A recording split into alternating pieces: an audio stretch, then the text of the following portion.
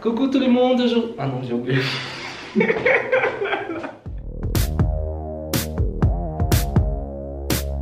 Coucou tout le monde, je suis là encore et aujourd'hui je suis là avec Tia Mindy. Coucou. Elle aussi a une chaîne YouTube et je vais laisser elle se présenter un petit peu.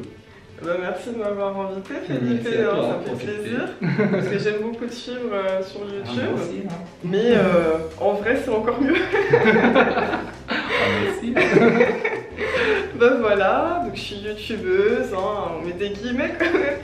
Ça fait 3 ans que je fais des vidéos sur YouTube consacrées aux cheveux crépus naturels. Et puis dans la vie, je travaille dans l'import-export, donc c'est vrai que je fais pas des vidéos hyper souvent comme d'autres youtubeurs peuvent le faire. Mais je prends vraiment beaucoup de plaisir à partager toutes mes astuces, mes ressentis sur les cheveux sur YouTube. Et vous êtes les bienvenus sur ma chaîne, bien sûr. Ah oui, bien sûr, on va laisser les liens en bas. Elle est trop connue ici en France. Hein. Oh, bah écoute, oui, hein. Si je pouvais faire une carrière internationale au Brésil... C'est bien, non? Voilà. Alors aujourd'hui, j'ai amené Tia Mindy ici à la chaîne. Invité, pardon. Amené, c'est beau. Oui, invité, c'est mieux. Aujourd'hui, j'ai invité Tia Mindy pour parler à propos de vidéos que j'avais fait avant, qui s'appelle Ne touche pas mes cheveux. Et du coup, je ne sais pas bien m'exprimer et j'ai invité. Je pense en parler amené aussi encore. Bon, on s'est amené, on s'est invité l'un l'autre. C'est ça, voilà. Vous avez compris. Tu t'exprimais quand même très bien, mais bon, c'est intéressant qu'on partage ensemble nos... C'est mieux maintenant. Oui, c'est vrai. L'expérience. C'est vrai. Ouais. Du coup, j'ai mis quelques questions ici. Et je voudrais savoir si toi, c'est ça déjà arrivé avec toi, des gens qui touchent tes cheveux sans... Oh oui, oh oui, c'est pas que ça m'est déjà arrivé, c'est que ça m'arrive très souvent. Et heureusement que je suis pas violente parce que sinon c'est un aller-retour, comme dirait mon père. T'as déjà à la prison. Non, blague à part, ça m'arrive de temps en temps. Ça peut être au travail, ça peut être des personnes que je rencontre comme ça dans la rue qui disent « Ah, c'est trop joli !»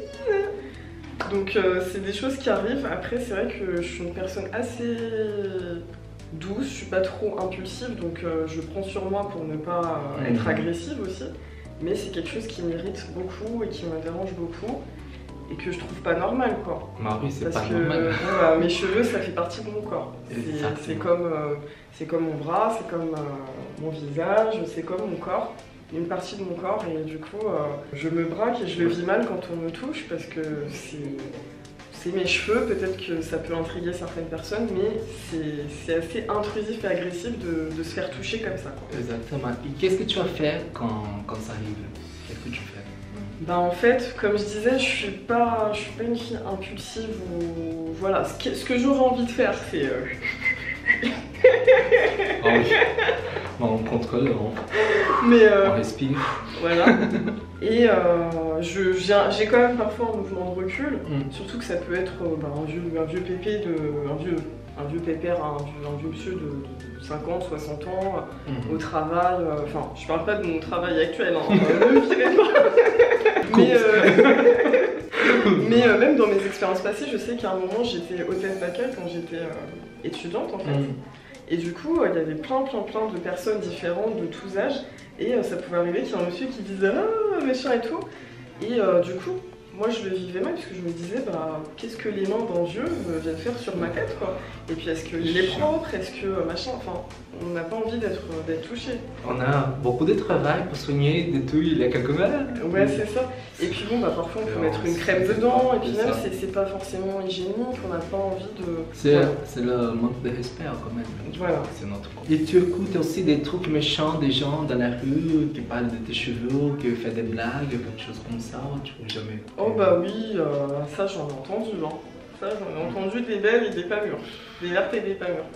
Donc oui, que ça soit, oh là là, t'as branché la prise, tu sais des trucs genre t'as pris un coup d'électricité, ou t'as mis un pétard dans tes cheveux.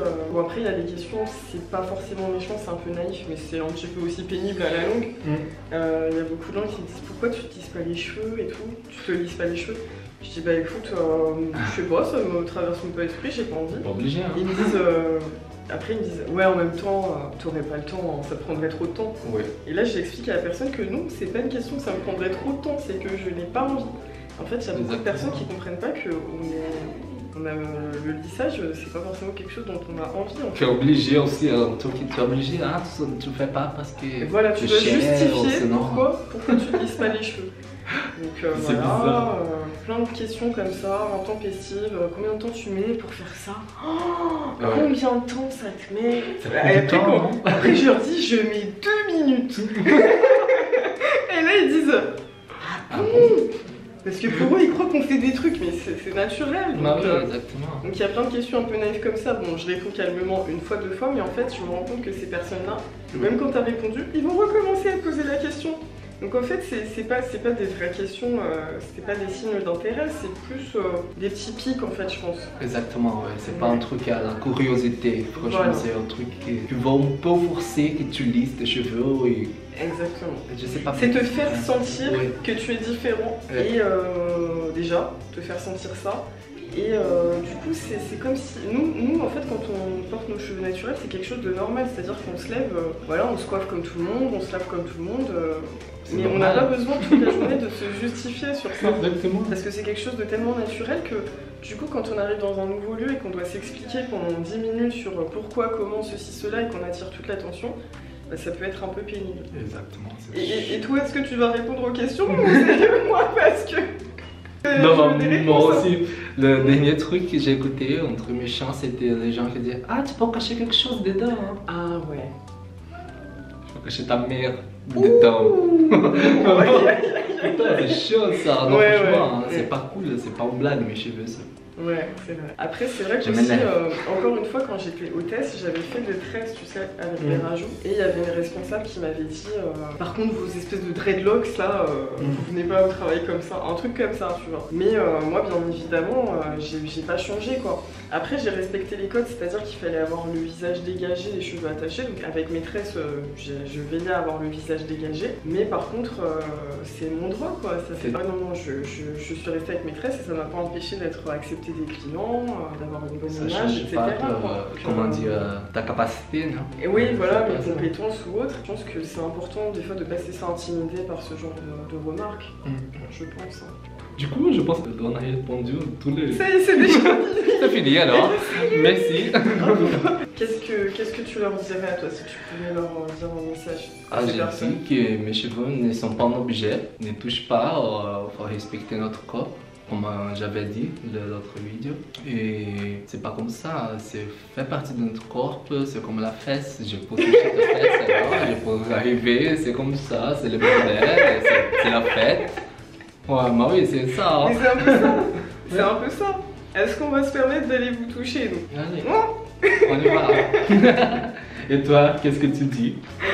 Bah moi en fait ouais j'aimerais bien, enfin comme je l'ai déjà dit au début de la vidéo, mais que vous compreniez ce qu'on ressent. C'est-à-dire que pour nous, on se lève le matin, on est normal, donc c'est comme si vous, le matin il y a quelqu'un qui vous touche la peau. Vous êtes dans une société où les gens ont besoin de vous toucher tellement ils vous considèrent comme différent. Puis en plus, bon bah je pense qu'en France ça va, on est dans un pays où il y a de la diversité, on n'a pas besoin d'aller se toucher les uns les autres pour comprendre qu'on est tous différents les uns des autres. Exactement. Donc juste que vous compreniez que ça peut être vécu comme quelque chose d'un peu agressif.